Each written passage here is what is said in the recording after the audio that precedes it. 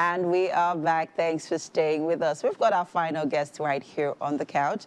He goes by Igho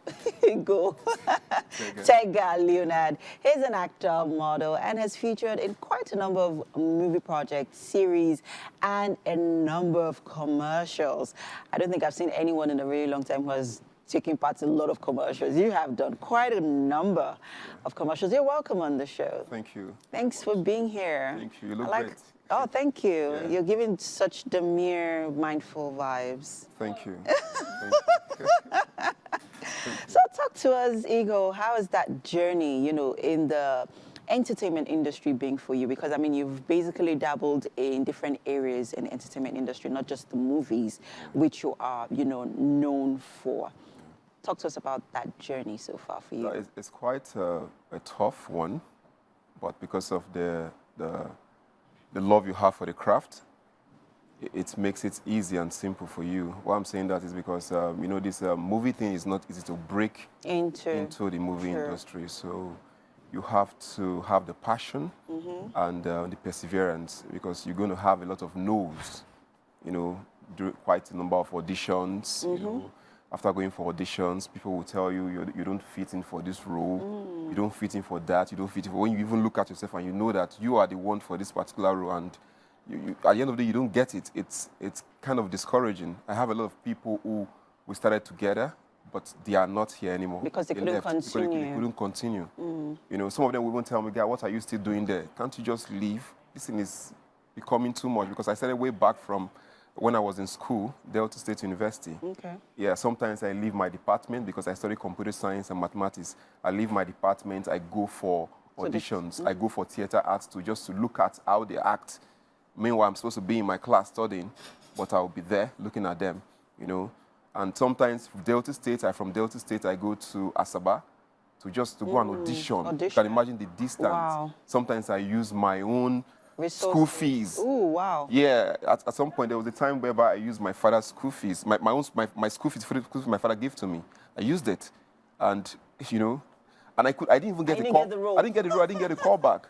But then how have you been able to, deal with, some of the setbacks, these challenges? Because, I mean, it could be traumatizing. How have you been able to deal with it and you still keep on, holding on? It's actually traumatizing. It's actually traumatizing because that's the passion. That's where the passion comes in. I did mathematics and computer science. Of course, I should be in the bank sector, working. Or tech. You have, tech. You have siblings. You have people out there calling you because you're done with school. You have to take care of them.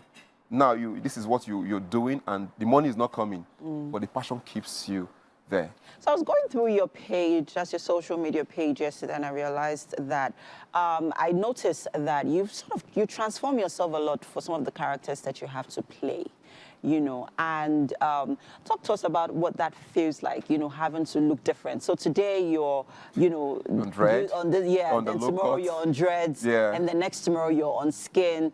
Talk to us about, how you transition into, to fit into some of these characters and how it impacts you, as a person. Okay, in the industry, there's what we call a stereotype. Okay. So nobody wants to look in a certain way, you understand? So most directors will tell you, I want you to look this way. You understand? Most of them will tell you, I want you to look skinny. Most of them will tell you, I want you to look fat. I want you to look chubby. I want you to have this kind of hair, and all that. So most times, in recent times, they've been telling me to come with a dread.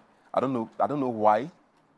Most of them like the dread, that's why I've been doing the dread recently a lot, because they like the dread. So that is, so you have to transform yourself. You can't be as an actor, you can't just stay in one. But if you are getting more demands for that certain character, does that not sort of put you in a box as an actor? Yes, it is actually. But the reason why I don't want to put myself in that box, that's why I'm having this normal look right now. Because my dread, I just took the dread off about, I think, 4 days ago. I just finished a movie project is coming out soon. Okay. And I had the dread on. I played this a character. And I took it off because I have an audition. I was supposed to be in a TV commercial, because most TV commercials, they don't like you on dread. They want to see you with that father figure.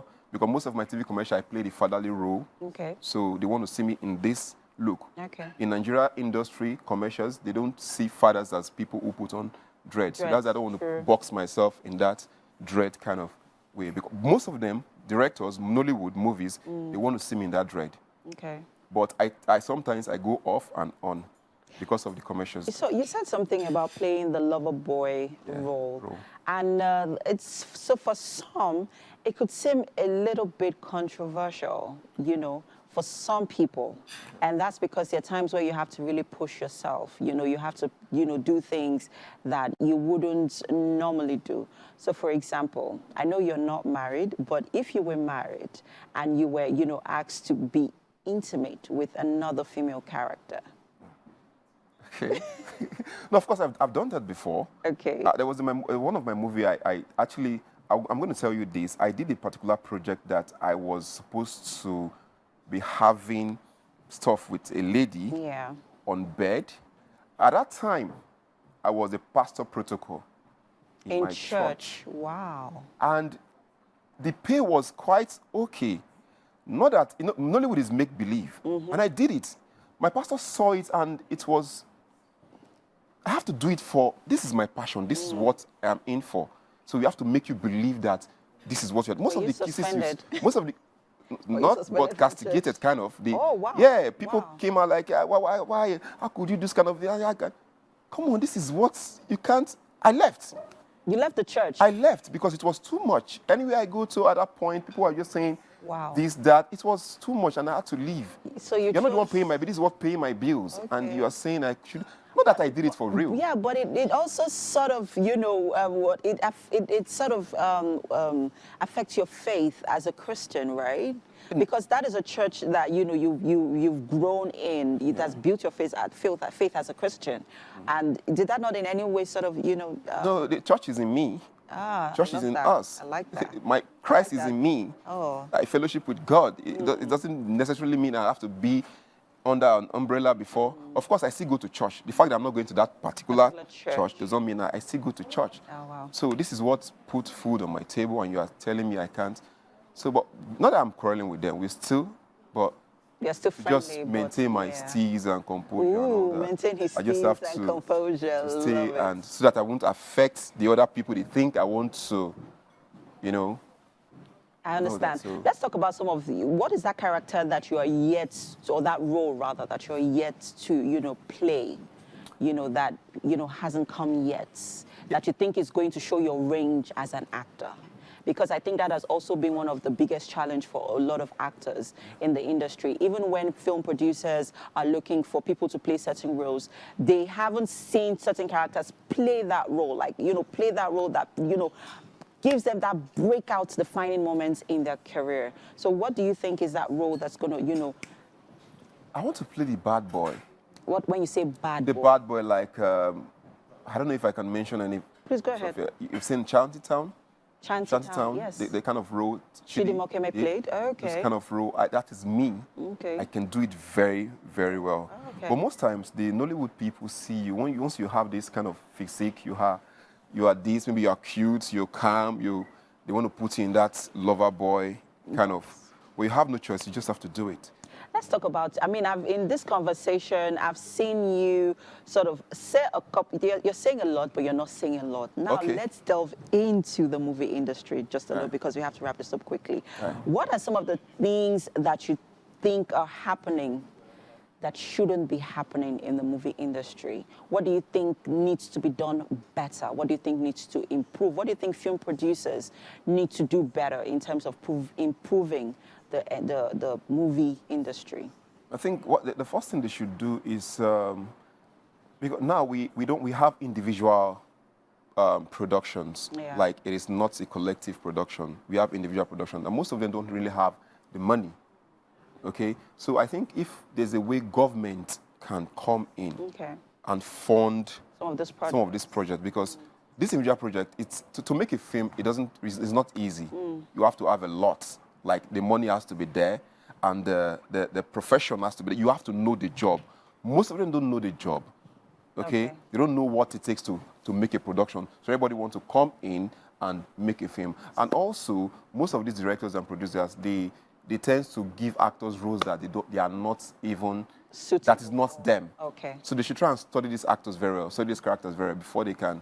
And also, number 3, they should also try and make sure they don't give actors out of sentiment roles. Okay. Because most of them bring their brothers and sisters and all it's that. a They want and to do. everybody. And at the end of the day, the film turns out to be flopped. It doesn't come out well. Igor, You this understand? has been So, an interesting conversation. Very insightful as well. Learned so much. Thank you so much for coming to share your journey with us. So we'll quickly head over to the kitchen. All right. Care to join us? Sure.